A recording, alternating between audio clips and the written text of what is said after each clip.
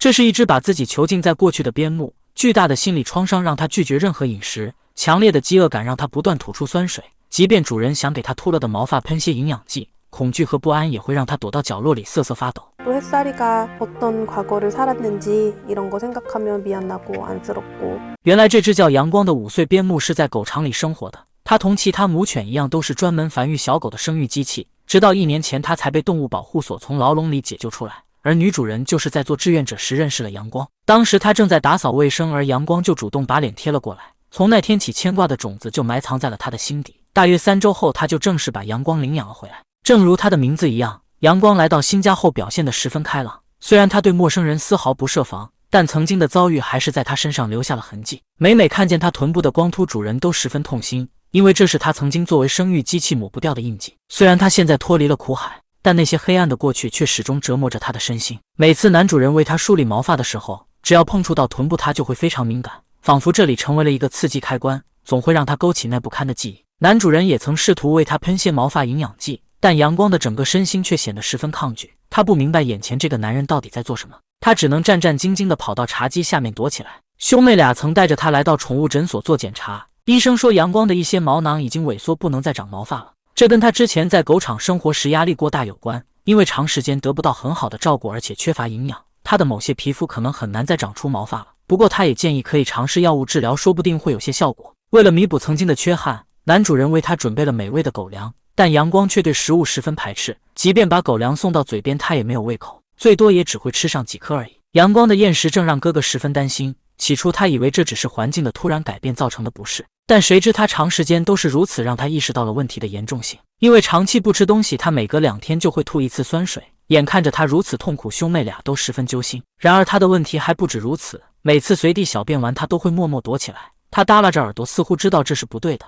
但男主人也没法对这个刚进家门的小家伙要求太多，他猜测可能是之前在狗场的时候，阳光因为排便问题被骂过很多次，所以导致现在他会一直憋尿到不行才会排泄。如果是这样，一切也就解释得通了。当父母牵着家里的狗来到店里后，阳光一改往昔的温柔，开始大叫起来。此时无论主人怎样安慰都没有用，同类的出现把他的不安放大到了极致。父亲在了解完阳光的过去后也很同情他，在逼仄的空间内沦为生育机器实在是种惨痛的经历。虽然女儿在带阳光回家前也做好了心理准备，但她的情况逐渐恶化，也让她十分担心。她不敢贸然带阳光回到家里生活，深夜关门的商店就成为了她暂时休息的港湾。为了解决她的问题，节目组请来了将训犬师。当他登门的时候，阳光还是展现出了极大的热情，他的爱之贴贴也瞬间融化了将训的心。그리고 저런 강아지를 찾아주시고 입양해 주셔서 고마워요。训犬师和兄妹俩一起看影片分析着狗狗问题。妹妹说阳光之前会每天小便1次，直到最近他才增加到每天2次，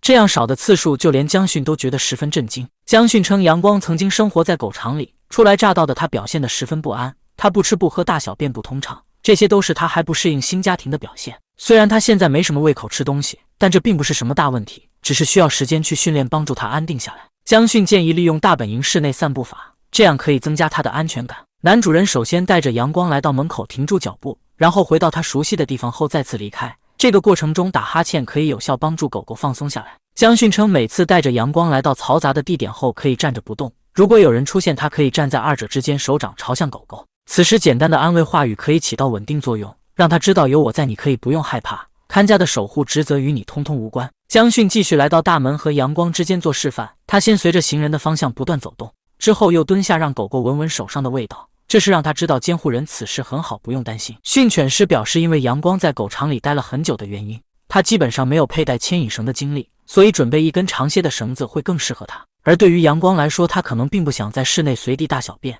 但因为室外是陌生地方的原因，也阻碍了他的排泄。如果主人用长些的绳子每天带他散步3、4次的话，那么他在店里随地大小便的问题就可以杜绝了。主人在给他套上3米长的绳子后，先喂点零食，让他养成带上绳子就会有好事发生的记忆。接着他让监护人背对着阳光在远处蹲下，如果此时狗子靠近了，就给他零食奖励。如果零食放在鼻子处，也可以吸引他坐下或者趴下，这会让他知道在监护人身边待着就会有好事发生，双方的距离也在无形中缩短了。零食给予法是让阳光成为礼貌狗狗的秘诀，让他坐下或者趴下的控制权掌握在主人手里。至于他见到狗狗就大叫的问题，将训表示他可能还没做好和同类见面的准备，此时可以先让他远远地看着对方，然后再逐渐靠近，互相闻味道。等第二次见面时再重复这个过程，慢慢接触才是适合他的方法。因为阳光从未有过家人的关心，所以面对监护人这根救命稻草，他就会紧紧抓住。但他同样会和男主人有一样的质疑：对方真的是自己命中注定的那个人吗？收养一只有心理创伤的狗狗本就不是一件易事，